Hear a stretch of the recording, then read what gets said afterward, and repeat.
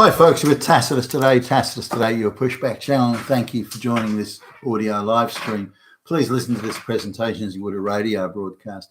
In this essay, I'd like to talk about a chance event, really.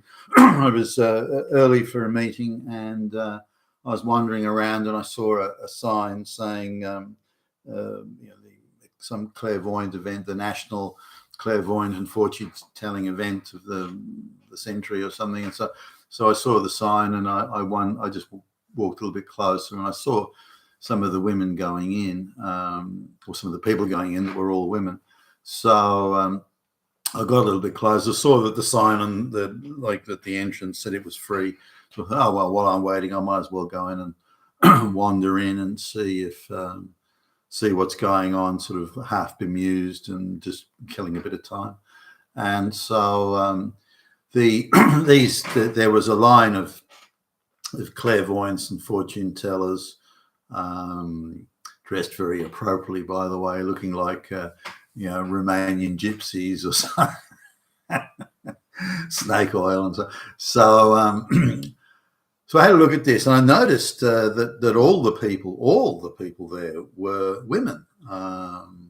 Women desperate to know the future, and they had a look of Anza. It didn't look like any calm women who were making sensible life decisions and these looked like victim anxiety ridden, wringing their hands, their faces in a contorted mask of self-imposed agony and all this sort of thing. There seemed to be a lot of bipolar disorder.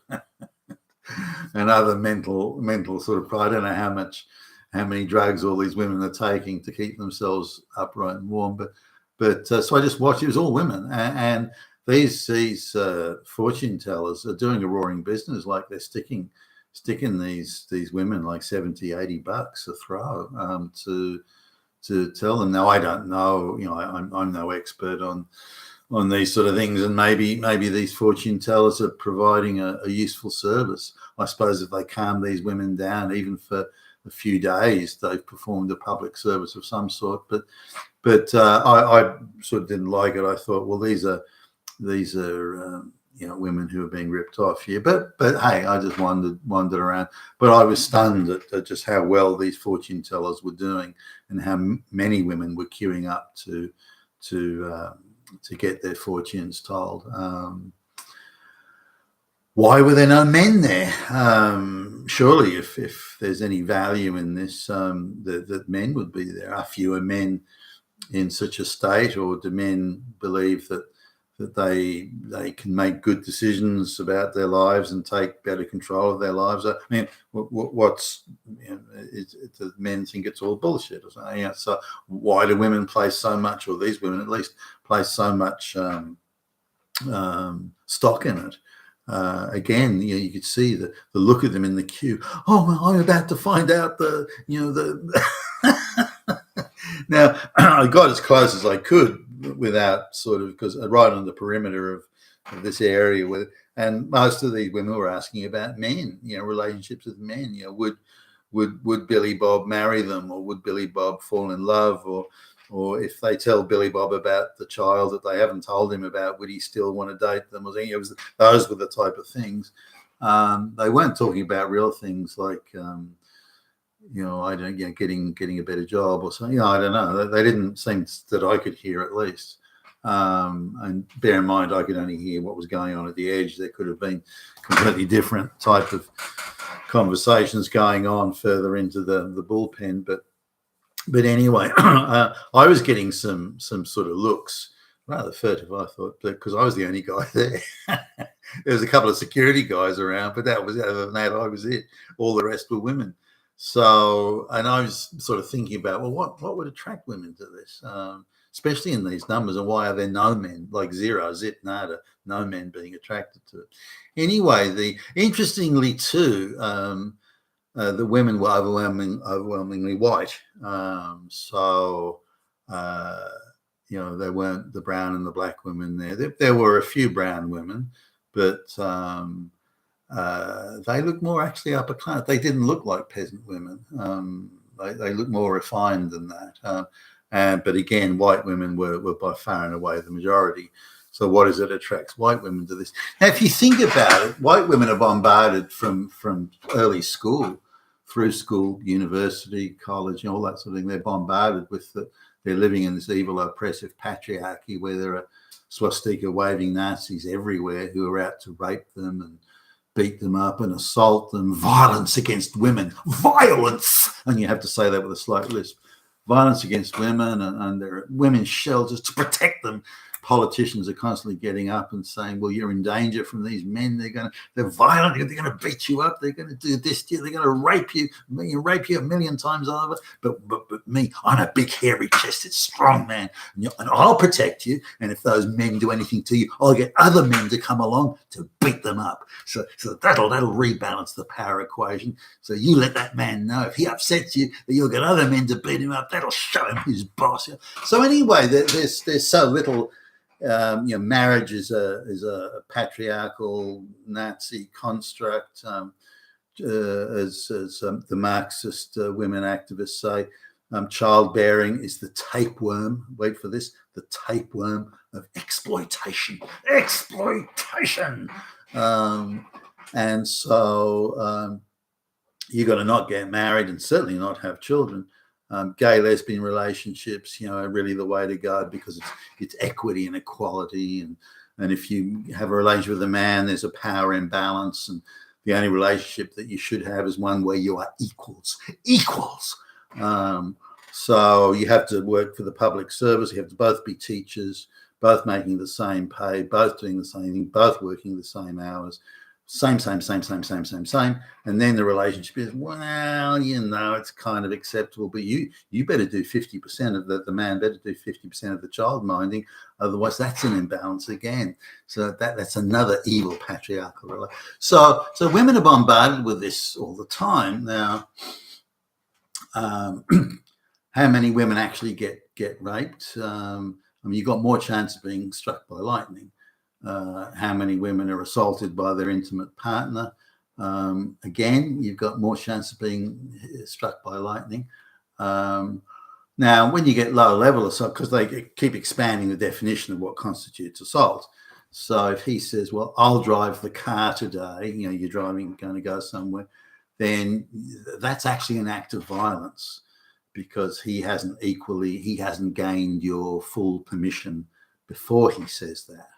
So you have to have a family meeting, if not a debate, and you have to raise cultural issues, a struggle session before you decide who's going to drive the car. And if you don't do that, and if he doesn't do it, he has oppressed you. That act of oppression is an act of violence, family violence. And so given these expanded and hysterical ideological definitions, then technically any woman is subject to violence and multiple times a day, which is what the propaganda pictures. So you're a woman, your parents probably got divorced, the single mother, the boyfriend's coming through, and maybe your mother's not exactly an exemplar of a relation. Someone who's can put together a decent relationship and keep a relationship. So the girl's been exposed to all this, and so she grows up already neurotic, already a mess. She's got all the raw material, all the stuff necessary to develop bipolar disorder. So even the slightest chemical imbalance, once you consider all these other factors that are pushed at her, violent men everywhere, rapists and bashers and oppressors of women, and patriarchy, misogyny, and if you don't get that, if you're not president of the Grand National Bank, then it's because of misogyny, and so on and so forth. So they have this all impressed upon. It's no wonder they're crazy.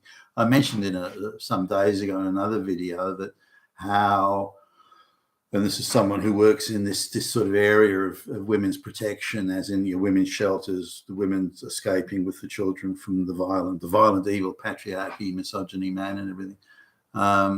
And how almost exclusively the women that have bipolar disorder. These are women who are incapable of having relationships, and where the relationship will always be one endless drama after another. She will always perceive that somehow she's getting the short end of the stick and has to fight back, fight the patriarchy. And so, needless to say, the relationship deteriorates. So in order to win, and bipolar people, they have to win. And so I'll teach you. I'll go and stay at the women's shelter and I'll call the police on you. So I'll get other men to slap you around. And so it just goes to show you I won. There was something I saw on one of the channels on YouTube where the amount of women who've called 911 on their supposedly violent male partner, and it's because they're having an argument over money. She wants to go out to a fancy restaurant. He says we can't afford it because the rent's due tomorrow, or that type of argument.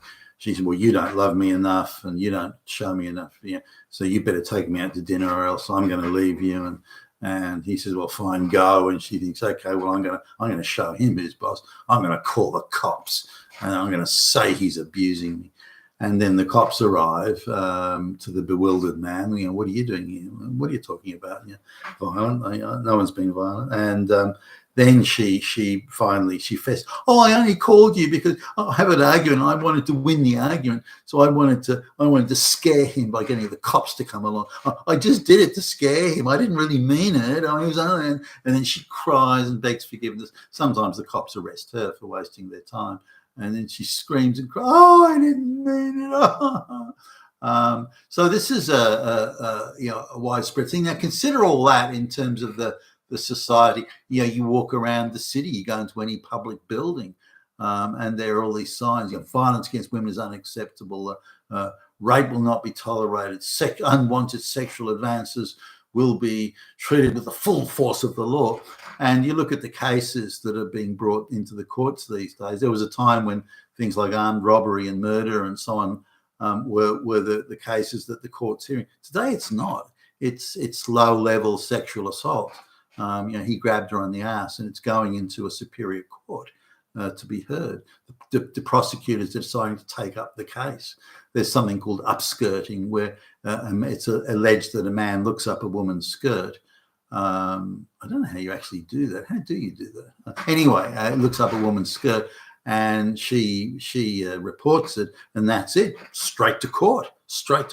And where's your evidence? Well, we all know all men are Nazis, so we don't need evidence. We just take it to court, and we reverse the burden of proof. So in the midst of all this, where an already fragile woman with mental health issues and medication is surrounded, as she's told by government and everywhere, surrounded by Nazis and fascists and oppressors and Hitlers and swastikas and misogynists and so on and so forth. She's already in a terribly fragile state. So what meaning can her life possibly have? What she can't even plan it out. Well, I can't go out because I'm going to be raped. I can't work at a job because I'll be the victim of misogynist patriarchy.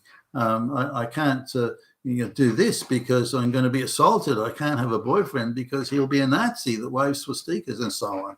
So someone like that's going to be incapable for them to be grounded. They're going to be in a very fragile state. And so they're the ones that I would argue are being drawn to these fortune tellers to try and get some sort of groundedness and surety and as they would see it. I mean, it's nonsense, of course, but I want to know what tomorrow holds because I'm so terrified of being raped, beaten, misogyny, and Nazi'd and swastika'd and this sort of thing, because that's all they're told all day. They have no agency. It's all these evil forces that surround them.